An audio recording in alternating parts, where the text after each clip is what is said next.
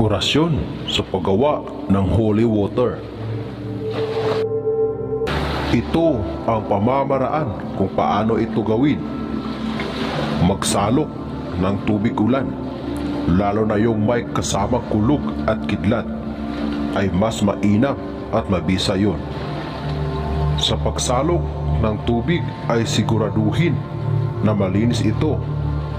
Mas nakabubuti na ang ulan yung galing talaga sa langit, yung hindi galing sa bubong.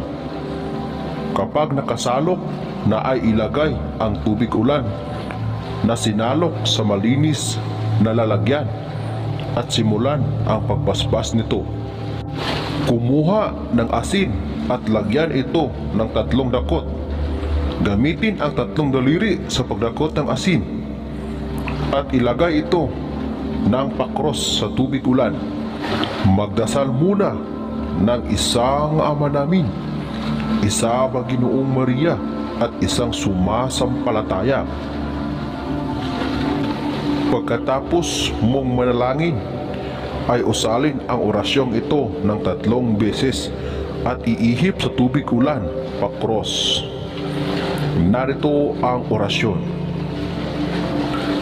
Dium benedicti mihi hang aquam ut tutti amalois elementum.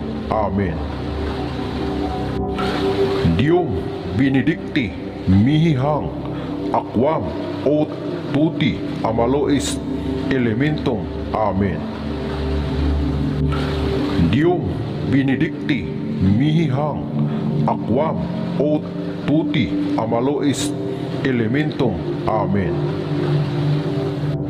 Iihip ito ng pakros sa tubig ulan ng 3 beses at isunod ang orasyong ito. Malamorok milam siraktim landunay sa tortinet opera.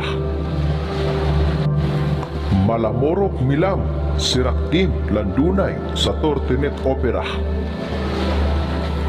Malamorok milam siraktim landunay sa tortinet opera. Iihip ito sa tubig ulan, pakros.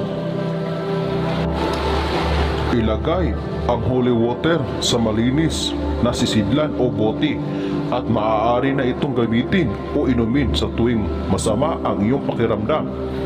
Gawin ang pagbasbas sa araw ng Martes o di kaya'y sa Biyernes bago mag alas 12 ng tanghali. Sa mga nakulam, barang, ginawan ng masama na mga elemento at iba pang mga sakit, ay mainam na ito ang iyong inumin. Ilagay ito sa lugar na hindi mahahakbangan para patuloy ang bisa ng ginawa mong holy water. Yan po ang orasyon at proseso sa paggawa ng holy water. Hanggang dito na lamang ang ating kaalaman para sa araw na ito. Muli, maraming salamat sa inyong walang sawang panonood. God bless us all.